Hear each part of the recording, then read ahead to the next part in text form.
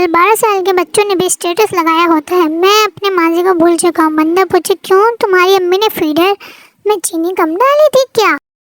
ईद के बाद लाहौर शहर में मामूलाती जिंदगी दोबारा बहाल। पड़ोसी अपने घर की परेशानियों के हल के लिए एक बाबा जी के पास गए। बाबा जी, कल अपने घर की मिट्टी लाना। अगले दिन बाबा जी ने इसकी लाई हुई मिट्टी पर कुछ पढ़कर फूंका और बोले, सुन सकोगे तो बताओ। पड़ोसी बोला, बताओ बाबा, मैं सुन लूँगा। बाबा जी, तो सुनो, तुम्हारी बेटी का स्कूल में चक्कर चल रहा है और तुम्हारे बेटे गलत रास्ते पर निकल गए हैं, और ख़ास बात, तुम्हारी बीवी तुम्हें धोखा दे रही है। इसका चक्कर तुम्हारे पड़ोसी के साथ चल रहा है। पड़ोसी ये सब सुनकर जोर जोर से हंसने लगा। बाबा जी को लगा ये सदमे में पागल हो गया है। बाबा जी ने पूछा कि हंस क्यों रहे हो पड़ोसी? बाबा जी, अगर हंसने की वजह बताऊं तो आप सुन लोगे? बाबा जी, हाँ सुन लूँगा।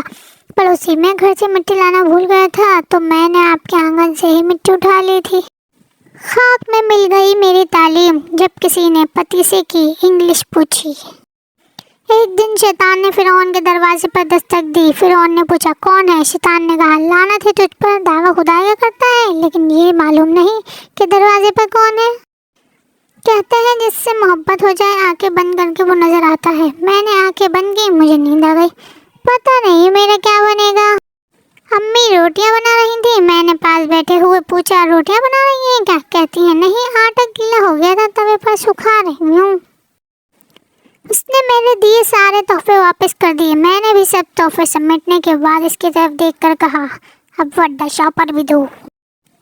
रास्ते में बम मिल गया। आयशा, चल इसको पुलिस स्टेशन दे आते हैं। अनम, ये अगर रास्ते में फट गया तो? आयशा, तो कह देंगे फटा हुआ मिला था।